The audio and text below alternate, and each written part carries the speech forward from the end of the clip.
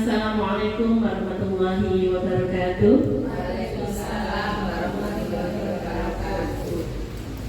Yang saya hormati Ibu Pengawas TK PAUD Sekecamatan Telagu, Ibu Yunani. Yang kami hormati Ibu Kepala Sekolah TK Negeri Pembina 2 Telagu, Ibu Atin Puji Astuti. Yang saya hormati teman-teman rekan sejawat seperjuangan guru-guru TK se-Kecamatan Telagu. Pada kesempatan pagi ini, tengah-tengah siang, ini saya akan memaparkan sedikit materi tentang budaya positif. Apa yang harus disiapkan, apa yang harus kita lakukan, dan tindak lanjutnya bagaimana, cara menyelesaikannya pun nanti ada pada slide-slide ini. Tolong dulu selanjutnya, next.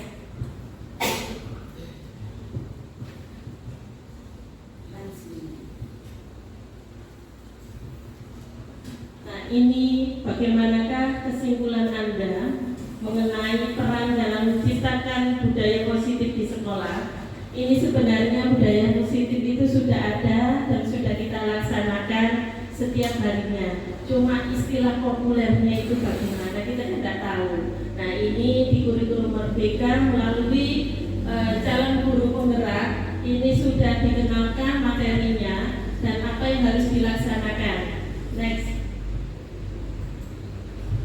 Ini untuk seorang guru yang baik harus memiliki kemampuan dalam mewujudkan budaya positif di sekolah. Nah, hal ini dimulai dari diri kita sendiri. Ingar sosun tulodo, ing madya mangun karso, tutmuri handa yani. Jadi semua berawal dari diri kita sebagai guru, melaksanakan dulu, guru melakukan. Budaya positif itu bagaimana? Seperti memberikan salam, santun dengan teman sejawat, terus sosialnya bagaimana. Itu semua adalah karakter-karakter budaya positif yang sudah kita lakukan. Nah, nanti apa yang sudah kita lakukan baru kan dilihat sama anak. Yang madya bangun karso, memberi motivasi. Anak-anak akan melihat apa yang kita lakukan, kita memberi motivasi agar anak-anak bisa melaksanakan sesuai tuntunan yang sudah ada. Misalnya ada ditambahkan misalnya penguatan karakter. Bagaimana dengan sholatnya, wudunya, istighosa ataupun kegiatan yang lain sesuai dengan kondisi masing-masing lembaga. Next, please.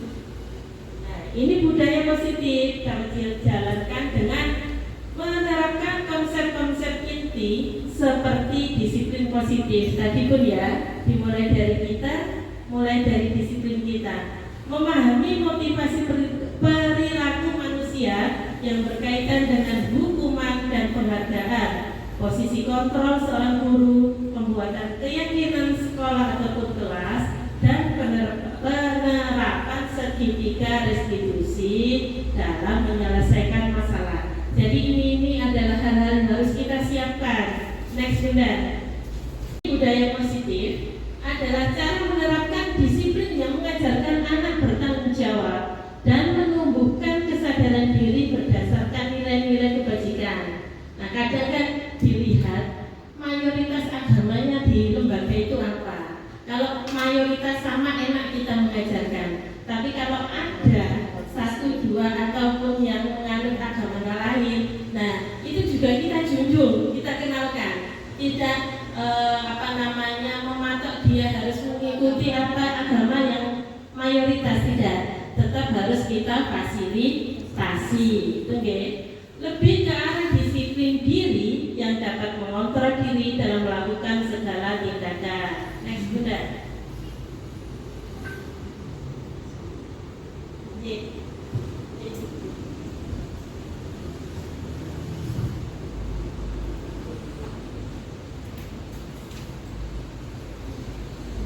Ini maaf memang video, soalnya kan setnya itu set video yang biasa kita paparkan itu kan langsung dalam video. Nah, ini dengan berbudaya positif dapat membuat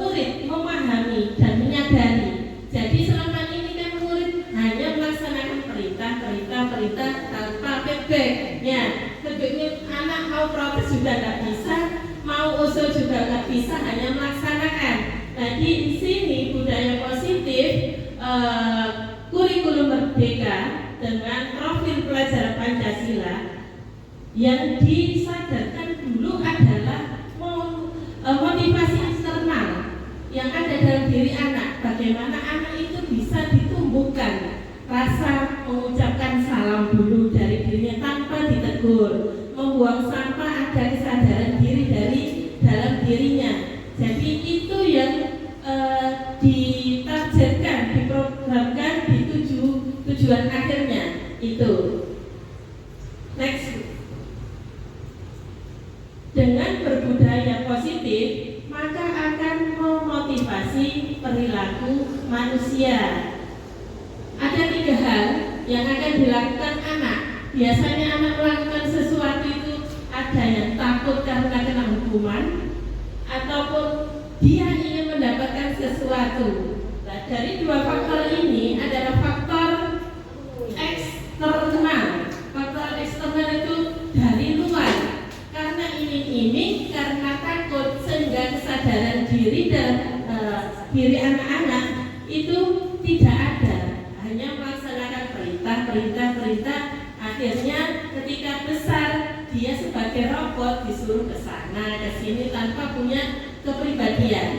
Nah di sini motivasi yang terbaik adalah yang ketiga, untuk menjadikan orang yang mereka inginkan dan menghargai diri sendiri dengan nilai-nilai yang mereka percaya.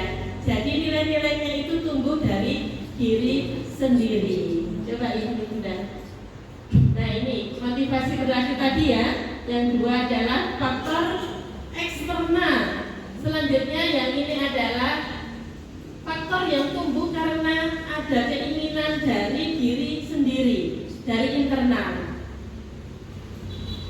Nah, keuntungannya apa? Dengan motivasi perilaku manusia yang mengedepankan faktor internal, anak akan menjadi mandiri. Anak akan sadar potensi apa yang ada dalam dirinya, apa yang harus dikembangkan. Itu ada. Jadi tanpa mereka diperintah, mereka sudah ada keinginannya sendiri.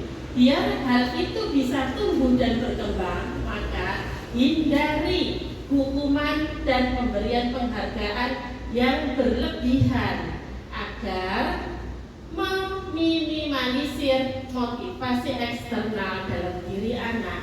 Jadi kadang kan kita itu tuh pinginnya merangsang anak, merangsang biar anak itu bisa melaksanakan lebih dan lebih, tapi di belakangnya karena ada penghargaan dan takut karena hukuman ataupun takut dengan orang tuanya, akhirnya yang berkembang adalah eksternalnya. Eksternalnya maksudnya dia itu perkembangannya itu tidak murni dari dalam dirinya. Iya, karena mengharapkan imbalan dan jasa. Lah, tapi itu bisa menghukum juga, membelenggu ketika dia sudah juara satu. Ketika suatu saat tidak mendapatkan juara itu, nah itu malah beban mental yang sangat luar biasa.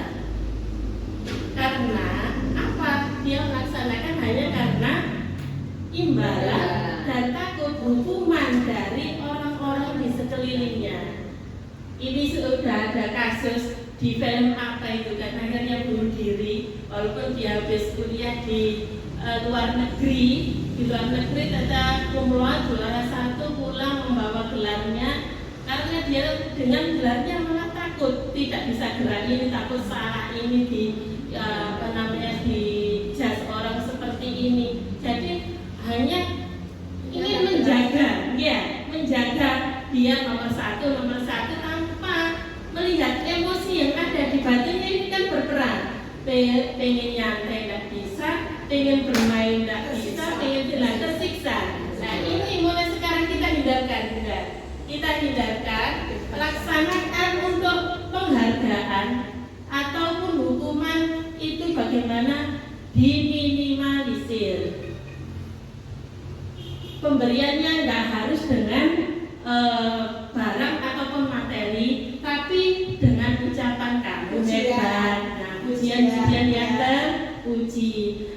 ayo tepuk tangan. Nah ini kan memunculkan motivasi, tanpa mengharapkan imbalan yang berlebih. Saya yakin panjenengan semua sudah lebih paham untuk masalah itu, jadi cuma tinggal pengalihannya aja.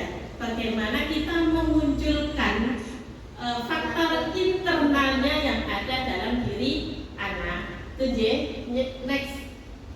Nah ini posisi kita sebagai guru selama ini coba kita lihat. Pertama sebagai penghukum. Next. Yang kedua pembuat rasa bersalah. Next. Tiga sebagai teman. Selanjutnya pemantau, dan yang terakhir ini adalah yang paling efektif adalah sebagai manajer. Nah, selama ini kan anak-anak hanya merasa kita salah melakukan sesuatu mendapat jas, ya, tanpa kita sadari. Kemarin tuh kami refleksi secara itu memang benar-benar menusuk sekali. Selama ini kita paling nggak posisinya di sini ataupun di sini.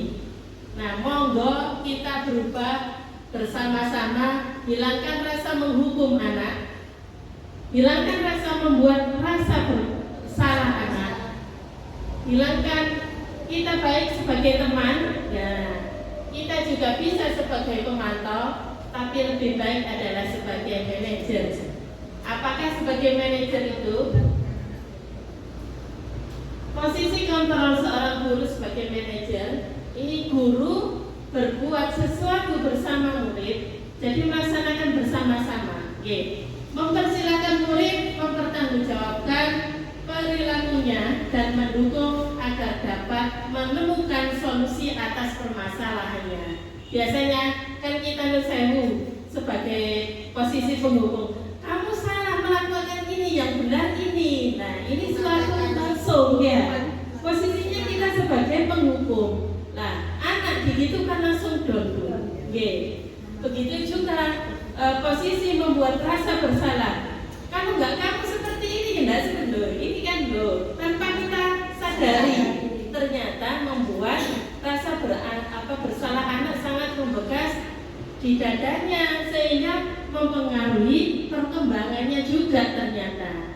Nah, untuk posisi kontrol guru yang paling baik adalah sebagai manajer, bersama-sama dengan murid tersebut mempertanggungjawabkan, ya. Terus kita memberi dukungan agar anak melakukan hal yang lebih baik lagi. Posisi manajer mengacu kepada restitusi yang dapat menjadikan manajer bagi dirinya sendiri, sehingga tercipta identitas positif dan berhasil pada diri murid. Jadi dengan kita melakukan dukungan, habis sharing, tidak langsung dijudge, kan ditanya kenapa, alasannya bagaimana, kita membuat solusi bersama-sama, kita mendampingi anak itu melakukan perubahan seperti apa. Itu posisinya manajer seperti itu. Nah nanti bisa dilihat di tiga institusinya. Sekarang next aja dulu. Nah ini Bunda, untuk selanjutnya, untuk kurikulum merdeka ada perubahan sedikit. Yang dulunya adalah peraturan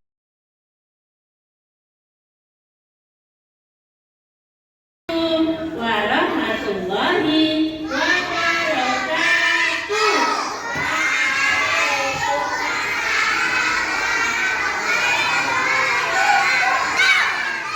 Bagaimanakah kabarnya anak hari ini?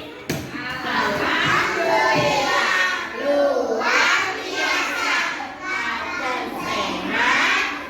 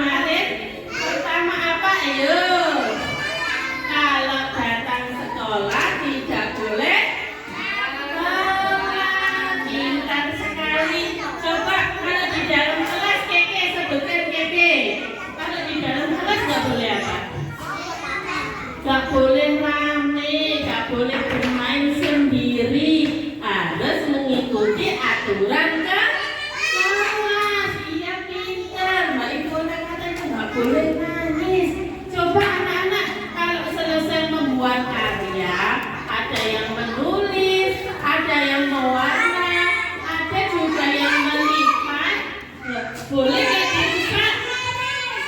Mau gambar boleh nggak dirusak? Tidak boleh. Jadi kesepakatan kelas yang ketiga adalah menghormati hasil karya teman-teman. Senang nggak anak-anak kalau hasil karyanya bagus? Tidak robek? Iya, makanya kita harus menjaga untuk karya teman kita semua biar tidak rusak. Are you ready? Yes. Are you ready? Yes. Coba kalau kelas kita seperti ini, senang nggak? Senang nggak? Coba kalian lihat kelas kita ini bersih apa kotor? Bersih. Biar tetap bersih, makanya tidak boleh apa? Mengotori kelas. Berarti kalau buang sampah di mana saya? Di tempat sampah. Karena menjaga kebersihan kelas adalah termasuk menjaga kesehatan kita semua. Yuk anak-anakku semuanya kita ulang. Coba kita nyanyikan lagi. 1, 2, 3. Yang ini 1, yang ini 2, yang ini 3, 4 dan 5. 1, 2, 3, 4 dan 5. 1, 2, 3. Ku sudah bisa. Hebat semuanya, mana tepuk tangannya? Oke, good semuanya.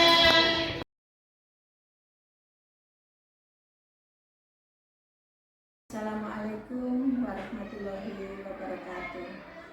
Terima kasih waktu yang diberikan kepada saya.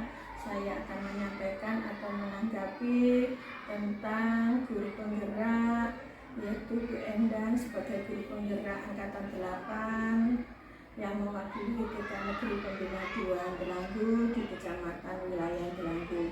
Terima kasih. Saya akan menyampaikan tanggapan tentang Bu Endang atau motivasi saya sebagai kepala sekolah untuk memotivasi Bu Endang sebagai guru penggerak. Saya sangat-sangat bersyukur, alhamdulillah Bu Endang juga optimis dan juga bersemangat karena memiliki harapan besar kepada murid-murid untuk melakukan perubahan-perubahan sesuai impian mereka dan menjadi sebagai guru motor penggerak bagi dunia pendidikan, baik terhadap pembelajaran siswa di TK Negeri Pembina 2 Delanggu maupun kepada teman-teman sejawat guru TK Negeri Pembina 2 Delanggu. Dan peran utama Bu Endang sebagai guru penggerak, saya sangat-sangat bersyukur karena bisa memotivasi para teman-teman sejawat TK Negeri Pembina 2 Delanggu dan memotivasi para peserta didik kita untuk belajar, memunculkan memotivasi pembelajaran dalam karakter peserta didik kita. Mudah-mudahan dengan adanya guru penggerak ini, Bu Endang mewakili TK Negeri Pembina 2 Delanggu selalu aktif dan selalu mencari motivasi-motivasi baru sebagai guru penggerak untuk disampaikan nantinya kepada siswa-siswi TK Negeri Pembina 2 Delanggu. Itu harapan saya sebagai kepala sekolah TK Negeri Pembina 2 Delanggu. Saya mendukung, sangat-sangat mendukung kepada Bu Endang. Mudah-mudahan Bu Endang selalu aktif dan selalu peran utama sebagai guru penggerak di wilayah Kecamatan Delanggu. Terima kasih, saya akhiri. Wassalamualaikum warahmatullahi wabarakatuh.